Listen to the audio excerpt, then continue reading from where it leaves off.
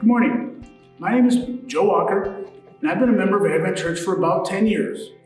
This year I was asked to be part of the Stewardship Committee for the 2019-2020 year. I found it very interesting that I was asked to be on stewardship, since certainly I've never done anything like it before. It's not something I've ever had experience in. But as I thought about why possibly I was asked, I thought, well, interestingly enough, I'm generally one of the dissenting votes when it comes to budget time and to the finances of this church.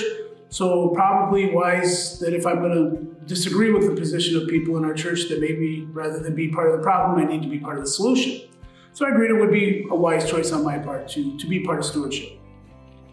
So after I accepted the invitation, I happened to be driving through Indiana, where I have a good friend who is a pastor at a church in Indiana, and I decided to stop in and see him. And his name is Josh, and I stopped in and we sat down to chat for a while. I said, Josh, I'm curious about how your church's take is on stewardship and how you guys approach it. And so we talked a little bit about Advent and our history a little bit and what our strengths and our weaknesses were. And the point that he made to me that I really took from my conversation with him was stewardship isn't necessarily always about raising money. It's about raising awareness and highlighting the past and the present and the future of the church. So that's kind of how our committee has chosen to view this. We're not looking at stewardship this year as a fundraising campaign as much as an opportunity to demonstrate to the membership what our church is about, what we've been in the past, where we are now, and where we hope to go in the future. As kind of a statement of what our committee is trying to do, I took the opportunity to write a little short statement of what I think our committee needs to view this as.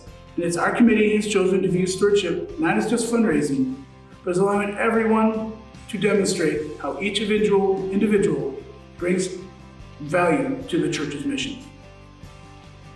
So over the next 5 weeks, you're going to hear from different members of our church, different people who attend our church, and we're going to talk about the past of our church, the present of our church, and the future of our church. You're seeing me as your first face of stewardship. However, I'm not alone in this endeavor. Our stewardship team is made up of Leanne Maxwell, Sydney Lively, Molly Bolin, Angie Haston, and Carol Hawkins. Any of us are certainly here on any given Sunday. If you are here, I would ask you to raise your hands, look around, see who's raising their hand. They're happy to answer any questions you may have, address any concerns you may have, listen to any suggestions you may have. We're simply the face of the stewardship team. We're not the entire team. We believe the entire congregation is our stewardship team this year. So now, I invite you to please join us as we ignite our legacy. Thank you.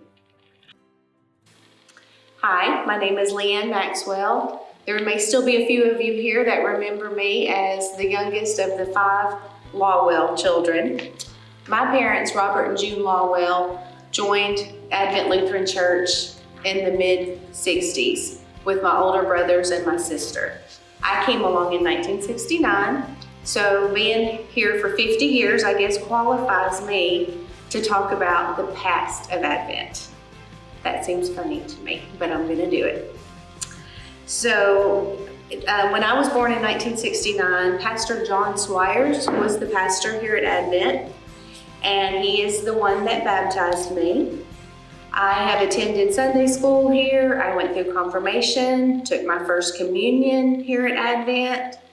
As a matter of fact, for confirmation, Pastor Neff was our pastor at the time, and he thought it would be special if he invited Pastor Swires to come back and participate that Sunday in my confirmation, because he had looked back in the records and found out that I was going to be the first girl baptized and confirmed as a member here at Advent Lutheran Church. So that's pretty special to me, looking back at Pastor Swires being involved in both. He also stayed very connected with my family over the years. Later, when I decided to get married in 1995, Pastor Swires married me and my now ex-husband. When I had my son in 2000, we had Pastor Snyder at the time, And I asked Pastor Snyder if he would be offended if I asked Pastor Swires to baptize my son.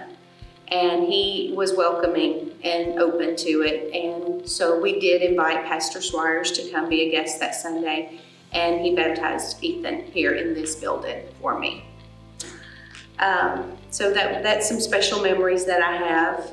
As some of you remember, I was a mama's girl and a daddy's girl. I enjoyed coming to church as an adult and bringing my son here on Sunday mornings and letting him get to worship with me, Mom, Paw.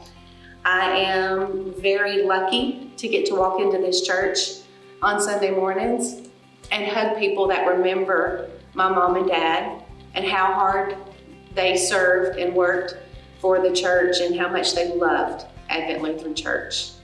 And I think was very important to me as an adult, trying to carry on their legacy here, which I hope my son will continue also. I enjoy keeping the nursery and holding the sweet babies and teaching Sunday school. My son has enjoyed that. He used to prefer to help me in the nursery than to come and sit in church. And it's sweet to see him now as the big kid in the church that the little kids like to run to and follow around and look up to. Again, I feel like he is the man he is today because of growing up in this church. We had both of my parents' funerals here in this room. The last time that I kissed my sister goodbye the week before she passed was in that doorway out there. Again, many special memories, and this congregation has come to me as family and friends anytime I have been in need of prayer or love. They've always stepped up. These are things I have learned so much from this church.